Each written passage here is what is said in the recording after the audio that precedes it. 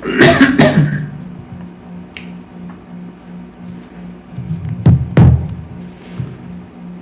morning, everyone. We are coming to you live via Facebook streaming, via YouTube streaming, and also via Skype online. Each one of you is welcome to this live streaming. Going within.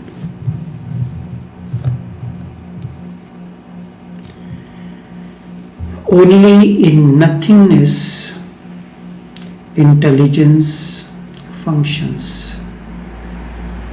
Only in nothingness intelligence functions. When mind is naked, it is silent, non-functioning, in a state of utter waiting, then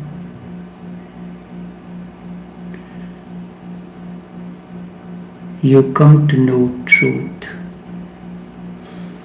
It need not come from anywhere. It has always been there. But you are so much full of knowledge that you go on missing it. Only in nothingness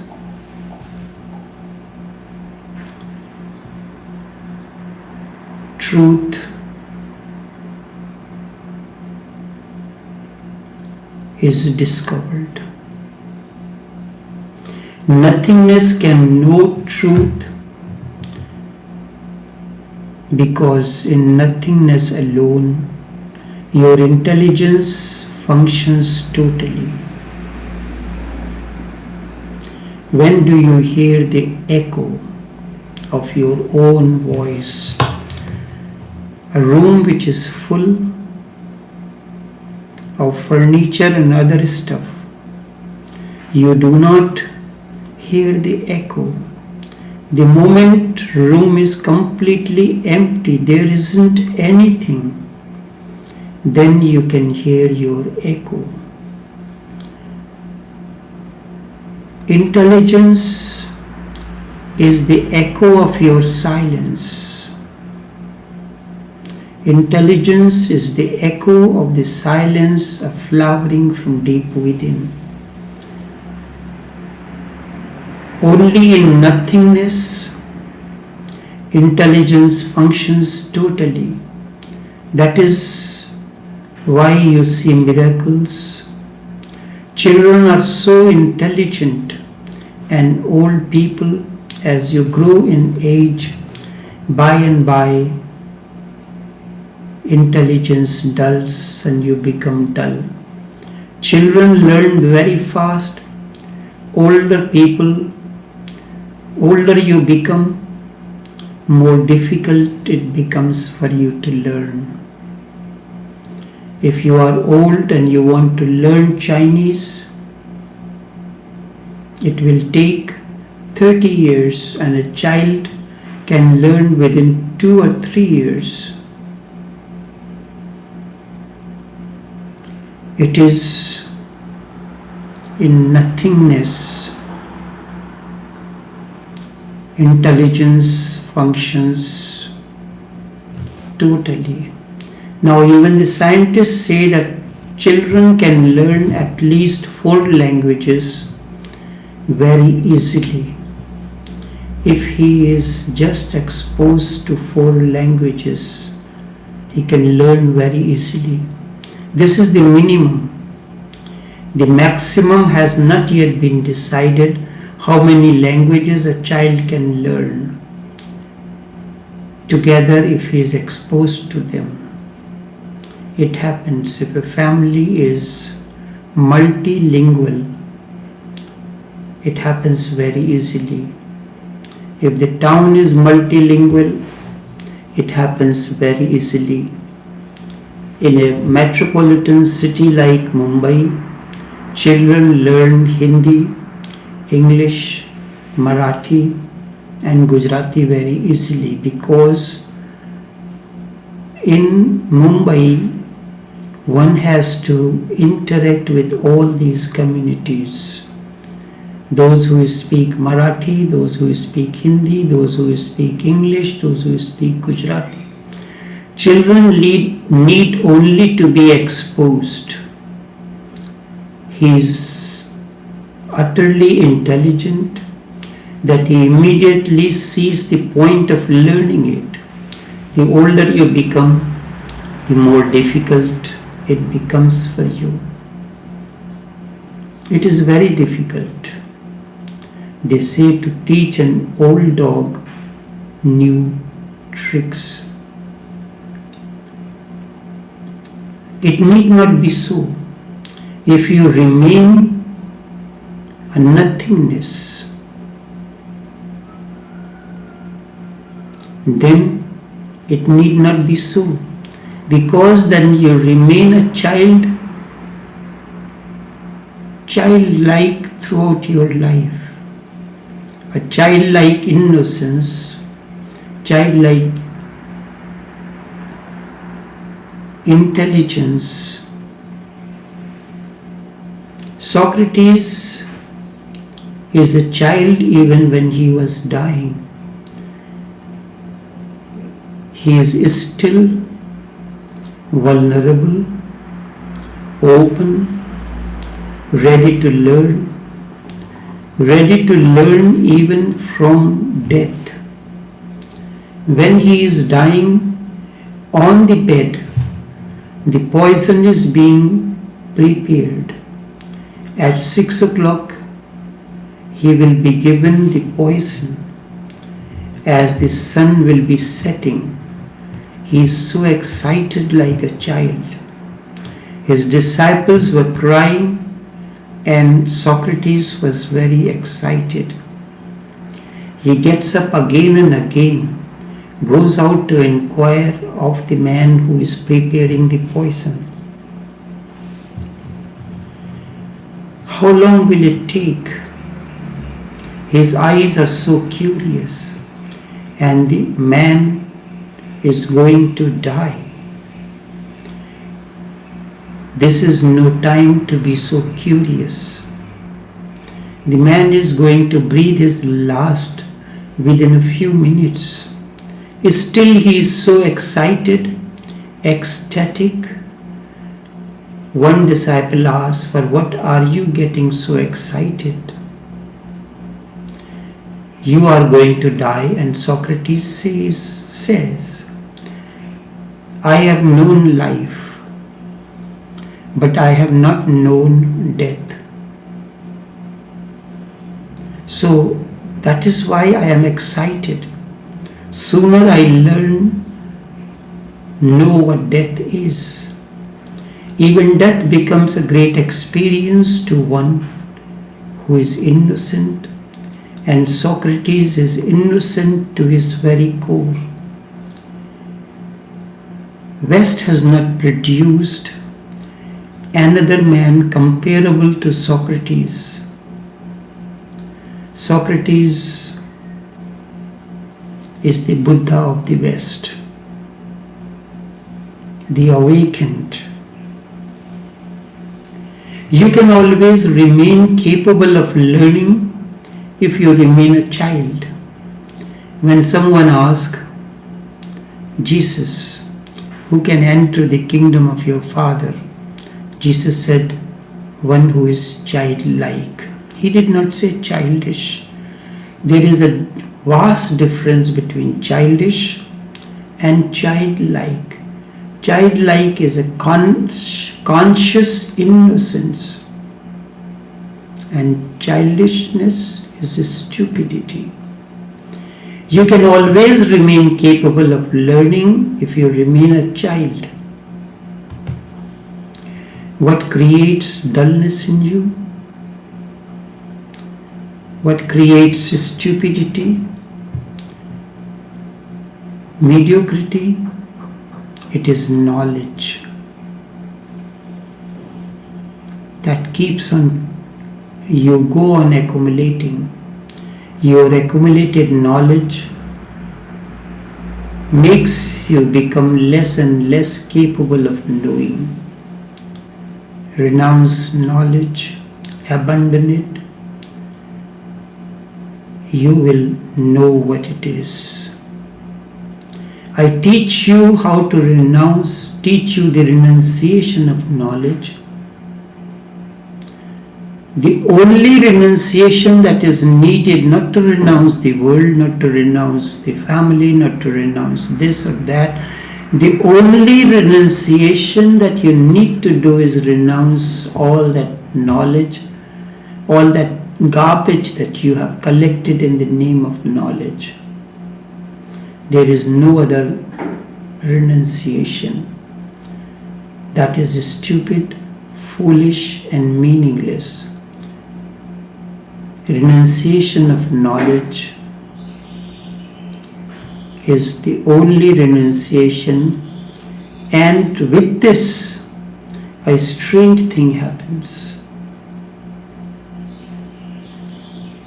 I have come across the people who have renounced the world, living in Himalayas, very old, must be 90 years or even more. For 70 years he has been a renunciate. He has lived outside society. He has renounced society. He had not been back to the plains for the last 70 years. When he was just a young man of 20, he went to the mountains. He had never been in the crowd again. But one thing is strange. He is still Hindu. He still thought of himself as a Hindu. Being a Hindu is part of being crowd. Religion is that which emerges from deep within. It is the fountains of innocence that emerges from deep within you. It's not that which comes with birth. You may be born in a Hindu family or a Christian family or any other family. That does not matter. The real religion is that which springs forth from deep within you in nothingness.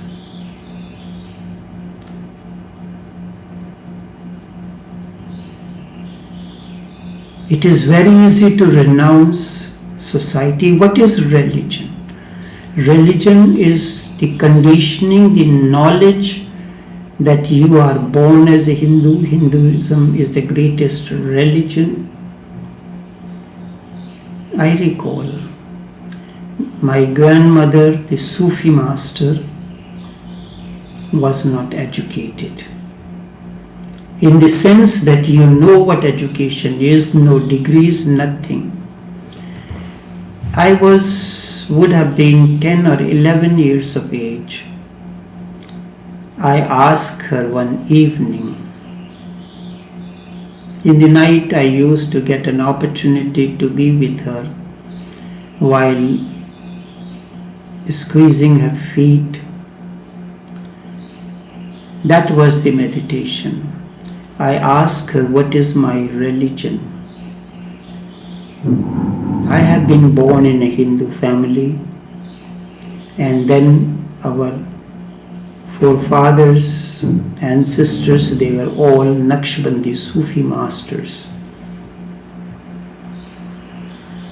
She remained quiet for a few moments. She could have very easily said that you are born in a Hindu family, as a result you are a Hindu. Or she could say that your grandfather, great-grandfather, they are all Sufi masters, so you are Sufi. Instead, you know what he told me? She said, your religion is the same as that of God. Your religion is the same as that of God. So that was not the answer. I asked her, what is the religion of God? She told me, you ask too many questions. You inquire that on your own. You can renounce the society. Since then, I am born in a Hindu family. I follow the Hindu ways when it comes to the occasions like childbirth, this, that, and so all that comes, because certain things I follow that way. I am brought up in a Sufi family, so when it comes to the meditation and transformation of human consciousness, I use all that is necessary. If you have been an auto mechanic, a particular nut is broken, the regular instrument to unlock is not working. Would you go with the normal according to the manual, or you will try to make your own device or use any other thing that can help you to unlock that nut? So I am that spiritual mechanic, engineer that can find the own ways and means when I am working on an individual vehicle. Each individual is a vehicle because it is the consciousness that helps him to grow deep. One can renounce the society, renounce the wealth, renounce the wife, children, husband, family and parents. It is very easy. Nothing is there difficult in it. The real thing is to renounce the knowledge, all that conditioning that you have gathered. People come in meditation, they start the meditation. If they have been born in a Christian family, that keeps on coming onto the surface. If they are brought up in a Muslim family, that keeps on coming on the surface again and again. You are doing yoga, but still you have to do your prayers, namaz, salah for 5 times. These things are outside you. You can escape from them, but where and how will you escape from something that is inside you, the knowledge, the conditioning? You are clinging to you. It is clinging there. That will go with you in the grave. You can go to the Himalayas, you can remain Hindu, you can remain a Mohammedan, can remain a Christian, then you will not be able to see the beauty and truth of the Himalayan mountains. You cannot see the beauty. Nanak says there are 68 pilgrims deep within the human body. What is a pilgrim? Pilgrim is a place where it is the confluence of 2 energy patterns, 2 or more. When 3 energy patterns merge, it is confluence. So outside the pilgrims, they are simply replica of those within. According to acupuncture, the inner science, there are 68 points where the meridians intersect one another. This is a crossroad. From here you can go in this direction or that direction. In your city, when you reach a particular traffic light or crossroad, there are 4, 5, 6 different directions leading to different places.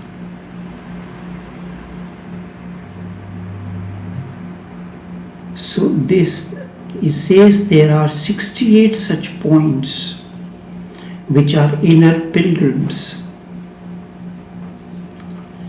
To be a Hindu means you are blind to a particular way of life. I am not saying Hinduism is bad or Islam is bad or Christianity is bad.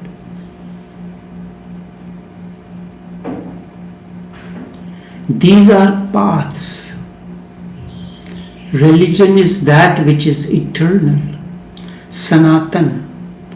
Sanatan means that is never born, never dies.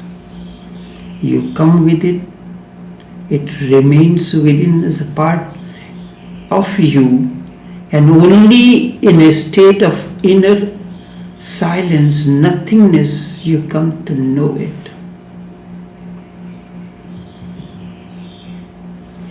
You may use different instruments to become blind. That does not matter. One is blind because of Quran, another is blind because of Bhagavad Gita. Bhagavad Gita is the fragrance of Krishna. When the flower is not there, how can there remain the fragrance? Then it becomes a dead, and each is trying to interpret in his own way. Shankar interpreted in his own way, added a few extra verses to explain the message of Krishna. Lokmanya Tilak, all the other philosophers, they choose one part or the other. It is like an elephant is standing and you're trying to understand what an elephant is like. 6 blind men. Do you know this story? 6 blind men decided to go for the concept of the elephant. So they went. One got hold of the ears of these and he described on the basis of the ears that he got. Next one got hold of the leg and he defined elephant like a pillar. One who got hold of his tail defined elephant like a rope. So on and so forth. Each described elephant based on the thought at the moment of thought expression. Somebody else is blind because of Bible, but eyes are full of knowledge. Buddha says nothingness allows intelligence to function in you. The word Buddha comes from buddhi, buddhi means intelligence. When you are nothing, when nothing confines in you, when nothing confines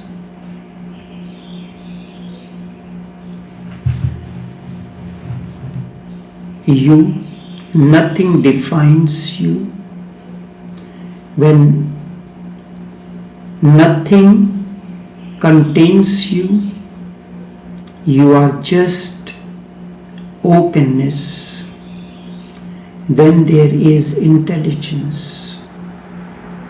Why is it so?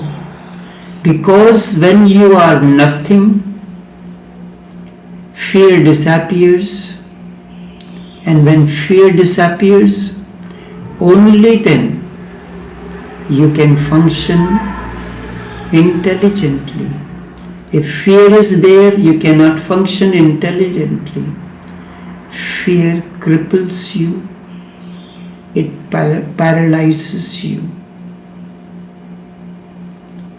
And then you go on doing things because of fear. That is why you cannot become a Buddha, which is your birthright. You are virtuous because of your fear. You go to the temple because of the fear. You follow a certain ritual because of the fear. You pray to God because of fear. And a man who lives through fear can never be intelligent. Intelligence is not the byproduct of fear. And this fear keeps you pulling down in different ways. It will not allow you to be courageous. It will not allow you to step into the unknown. It will not allow you to become adventurous. It will not allow you to leave the fold, the crowd. It will not allow you to become independent, free. It will keep you a slave. And we are slaves to many. This slavery is multifarious. It is politically managed, spiritually managed, religiously managed. In every way we are slave, and fear is the root cause of slavery. You don't know whether God exists or not, and still you pray. You pray as if you are addressing to someone. This is unintelligent. It is foolishness. To whom you are praying, you don't know whether God is or not. You don't have any trust, because how can you have any trust? You have not known as yet. So just out of fear, you go on clinging to the idea of God. Have you washed it? Have you washed it when you have so much fear? You remember God more. When somebody is dying, you start remembering God.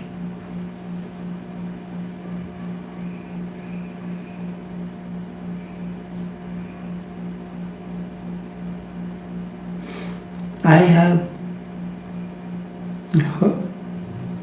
heard of a follower of Krishnamurti. Krishnamurti was one of the most intelligent, enlightened masters.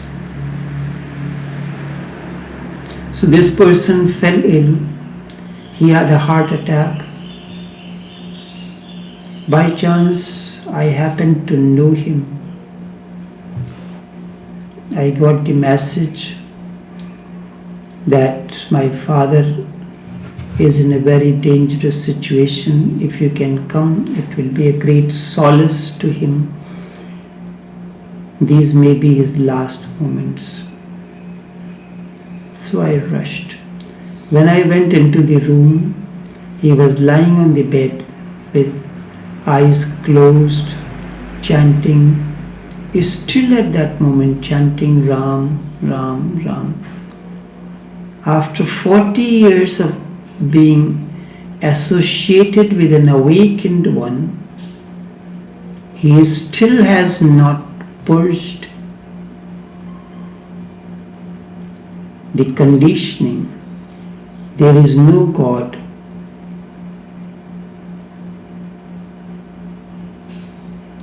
For 40 years he has been saying that there is no God and I don't believe. What happened to this man? At the last moment when fear of death grips him, he remembers God. I shook him and asked, "What are you doing?" He said, "Don't disturb me. Let me do what I want to do." But this is against what Krishnamurti taught you. You know what were his words? Forget Krishnamurti. I am dying and you are talking about Krishnamurti. But what about 40 years that you have spent in the company of Krishnamurti that were wasted? You have never believed that a jap, a chant could help a prayer could help. You never believed that these can help you. He said, that is true. I had never believed. But now I am facing death. There is greater fear in me. Maybe who knows God is, and within minutes I will be consumed and encountering Him. If He is not, there is no problem. Nothing is lost by my repeating the name of Ram. If He is, something is gained. At least I can say to Him, at the last moment I had remembered you. Have you washed?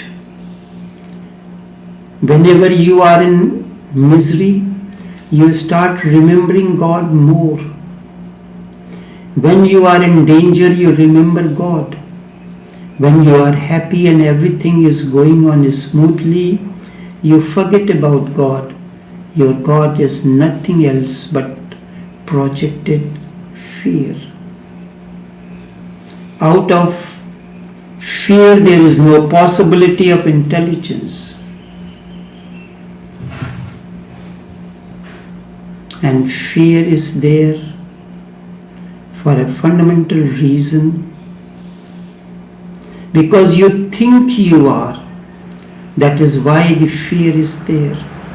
Ego is the shadow of fear. Ego itself is illusory, but the illusion casts a big shadow on your life. You think I am, hence there is fear. Maybe if I do something wrong, I will be thrown in hell and then I will suffer. If you think I am, then naturally you think to make some provisions for future, for another world, something good. You want to accumulate some virtues. The life goes on like this. You never come to know what truth is.